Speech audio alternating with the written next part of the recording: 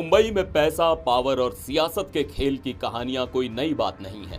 लेकिन जब एक 2000 करोड़ के घोटाले की बात हो और फिर उसी से जुड़े शख्स की हत्या हो जाए तो सवाल खड़े होना लाजमी है। क्या इसी घोटाले के कारण बाबा सिद्दीकी की जान गई? बाबा सिद्दीकी महाराष्ट्र की राजनीति का जाना माना चेहरा, एनसीपी के अहम नेता और एक ऐसा नाम जिसने मुंबई में राजनीति और बॉलीवुड दोनों में अपना एक अलग रुतबा बनाया। लेकिन आज उन्हीं के नाम के साथ एक ऐसी खौफनाक मर्डर मिस्ट्री जुड़ गई है जो हर किसी को हैरान कर रही है। शनिवार रात 9:30 बजे मुंबई के बांद्रा ईस्ट में 3 हथियारबंद हमलावरों ने बाबा सिद्दीकी पर गोलियों की बौछार कर दी। 6 गोलियां चली, जिनमें से 2 सीधे उनके सीने में लगी और आर पार वो वहीं जमीन पर गिर पड़े और लीलावती अस्पताल में उन्हें मृत घोषित कर दिया गया। इस वारदात के बाद लॉरेंस बिश्नोई गैंग ने इस हत्या की जिम्मेदारी ली, लेकिन कहानी यहां खत्म नहीं होती। मुंबई पुलिस अब इस कत्ल के पीछे एक और बड़ा एंगल देख रही है, 2000 करोड़ का स्लम रीडेवलपमेंट घोटाला।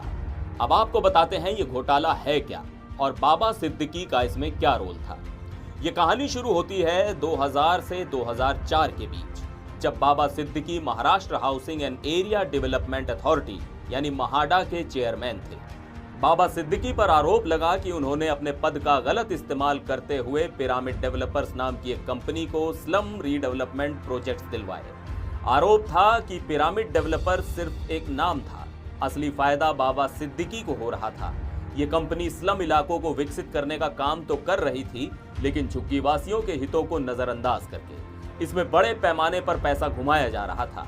2012 में एक शिकायत दर्ज हुई थी जिसमें आरोप लगाया गया था कि स्लम रीडेवलपमेंट प्रोजेक्ट में बड़े पैमाने पर गड़बड़ी की गई है। 2014 में मुंबई पुलिस ने इस केस में जांच शुरू की और फिर प्रवर्तन निदेशालय यानी ईडी ने इस मामले में बाबा सिद्दीकी के खिलाफ मनी लॉन्ड्रिंग का केस दर्ज किया। ईडी की जांच के मुताबिक ये घोटाला करीब 2000 करोड़ रुपए का था और इस घोटाले के जरिए पिरामिड डेवलपर्स के नाम से पैसा घुमाया जा रहा था। 2018 में ईडी ने बाबा सिद्दीकी की बांद्रा वेस्ट में 462 करोड़ की संपत्तियां जब्त कर ली थी। आरोप था कि उन्होंने अपने पद का इस्तेमाल करके इन प्रोजेक्ट से गलत तरीके से पैसे कमाए थे। जो पैसा झुग्गीवासियों को घर देने के लिए इस्तेमाल होना चाहिए था, वो असल में इस स्कैम का हिस्सा बन गया था।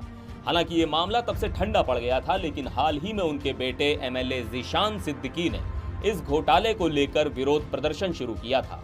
उन्होंने सवाल उठाया था कि स्लम रीडेवलपमेंट का काम आज भी अधूरा क्यों है। इस मामले में अब एक बार फिर से हलचल मच गई थी।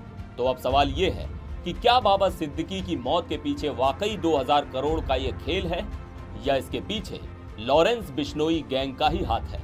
पुलिस हर एंगल से जांच कर रही है, लेकिन सच्चाई अभी धुंधली है। इस कत्ल का असली मोटिव क्या है, ये आने वाले दिनों में साफ हो सकता है। आपकी राय क्या है? क्या ये हत्या वाकई उस घोटाले से जुड़ी हुई लगती है या इसके पीछे कुछ और मोटिव छिपा है?